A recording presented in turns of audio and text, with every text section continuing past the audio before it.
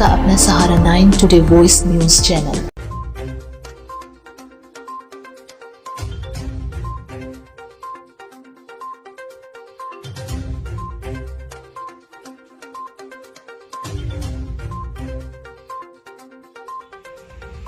अब मुस्लिम कब्रिस्तान में नहीं बनाई जाएंगी पक्की कब्रें। एशिया का सबसे बड़ा कब्रिस्तान आगरा में स्थित है, जिसका नाम शाही पंचकुलिया कब्रिस्तान है।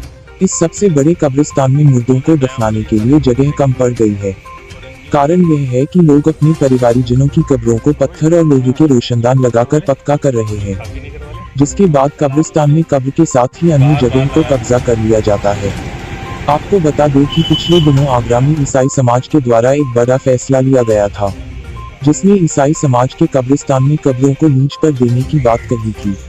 इसके बाद आगरा के शाही पंचकुलिया कब्रिस्तान ने भी बड़ा फैसला लिया है। शाही कब्रिस्तान की कमेटी के द्वारा कब्रिस्तान में अब पक्की कब्रें बनाने पर रोक लगा दी गई है। जो पहले की पक्की कब्रें बनी हैं, उनको तोड़ने के लिए कमेटी के द्वारा लोगों को नोटिस दिए गए हैं।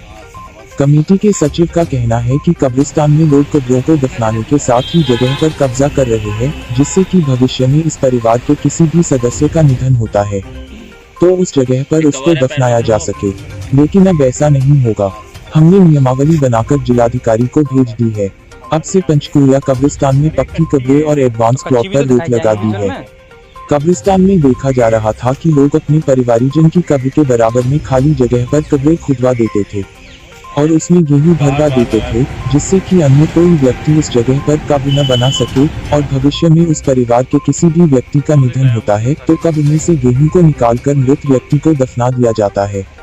जिन लोगों ने पक्की कब्रें बनाई है, उनको नोटिस दे दिया गया है। अगर उसके बाद भी पक्की कब्रों को नहीं तोड़ा गया तो कानूनी कार्रवाई की जाएगी। आगरा से परवेज खान की रिपोर्ट। परिचय दे दीजिए अपना। मोहम्मद ज़हीरुद्दीन बाबर सैदी। पचकुनिया कमेटी में किस पद पर है? जी, मैं शाही पचकुनिया कब्रिस्तान कमेटी का सेक्रेटरी हूँ। पचकुनिया कमेटी का एक बड़ा फैसला लिया गया है, पक्की कब्रें नहीं बनेंगी। क्या है वो फैसला, क्या है सारी जानकारी? देखिए, फैसला तो हमारे पुराने ही है। ये जब हमारी कमेटी बनी थी तभी हमने अपने प्रस्ताव पास कर लिए थे कि हमको इन विषयों पर काम करना है। तो बाउंड्री वॉल कब्रिस्तान की थी नहीं।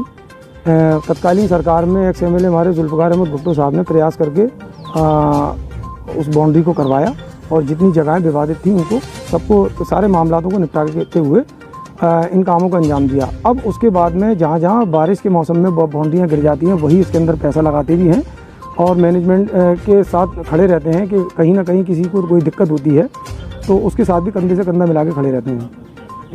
पक्की कब्रें जो पहले से बनी हुई हैं उनके लिए भी कोई बड़ा फैसला लिया गया है, या जो अब बनेंगी वो पक्की नहीं बनने दी? देखिए, अब जो बनेंगी, पहली बात तो पक्की बनने ही नहीं दी जाएंगी।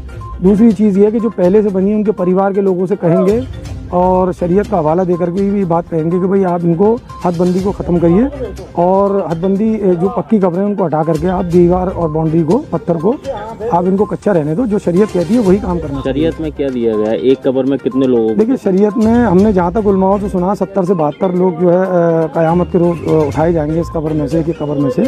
तो वहाँ तो एक ही आदमी कब्जा किए बैठा है, पत्थर लगवा करके, बाउंड्री करवा करके। तो इनके खिलाफ हमारा अभियान है कि हम इन बाउंड्रियों को जो है उनको परिवारों से बात करके पहले तो हम उनको समझाएंगे, नहीं मानेंगे तो फिर कानूनी कार्रवाई उसमें यही है कि हम कब्रों को अपने तरीके से बनाएंगे और पक्की कब्रों का हदबंदी हटाएंगे। कह सकते हैं बड़ा फैसला जगह की कमी की वजह से? जी बिल्कुल, ये कोरोना काल के अंदर हमको देखने में आया। सबसे बड़ी कमी हमको महसूस हुई थी इस बात की कि हमारे यहाँ जब जगह है और हमको इतनी परेशानियों का सामना करना पड़ रहा है, तो हमारे हिंदू समाज के अंदर कितनी परेशानियों का सामना। बॉडियाँ रखी हैं, जलाने के लिए व्यवस्था नहीं है, मशीनें ख़राब हैं और लोग क्या नाम है जलाने को तैयार नहीं है, बॉडियाँ उठाने को तैयार नहीं है।